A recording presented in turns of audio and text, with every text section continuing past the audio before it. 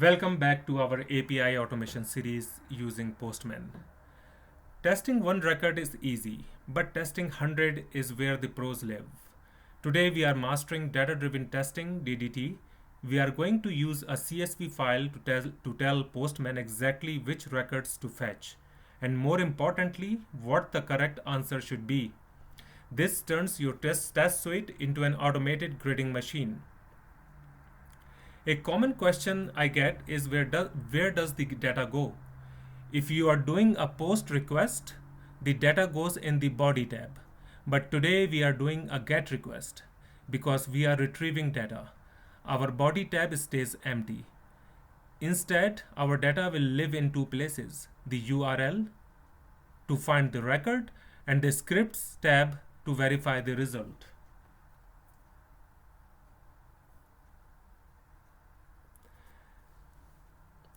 I have created a CSV file with two columns, post ID and expected title.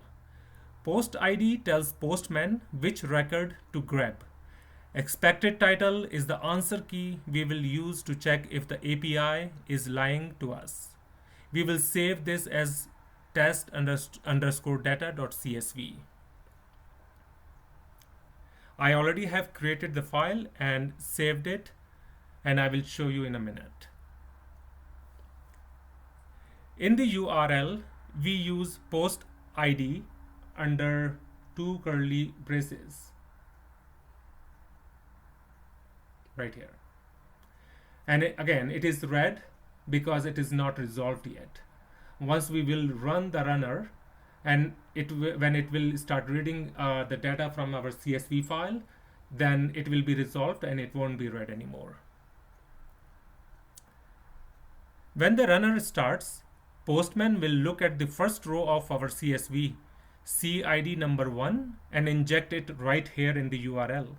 Then it moves to row number 2 and so on.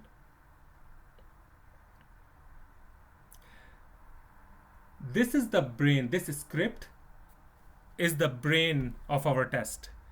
We use pm.iteration.get right here to reach into our CSV and grab that expected title. We then compare the real data from the API to our spreadsheet. If they don't match, the test fails. Don't forget to save your work. And now go here and run the runner. And here I will show you. So you have to select the CSV file that you create for this test. As I have already created it. So this is my CSV file that I created for this test. And you can preview it and make sure that it is working fine. So this is the data I created in my spreadsheet in the CSV file.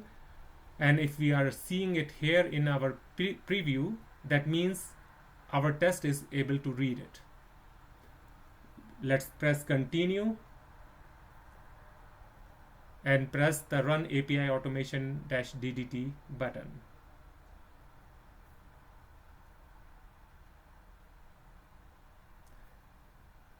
See, it cycled through our spreadsheet, fetching a different data every time and checking the title against our list. We just verified multiple database records in seconds without writing a single manual test case. DDT is the backbone of professional automation. But what if your spreadsheet has 1,000 rows and you only want to test the ones that meet certain criteria? In video 6, we will learn conditional DDT to skip records on the fly. See you there.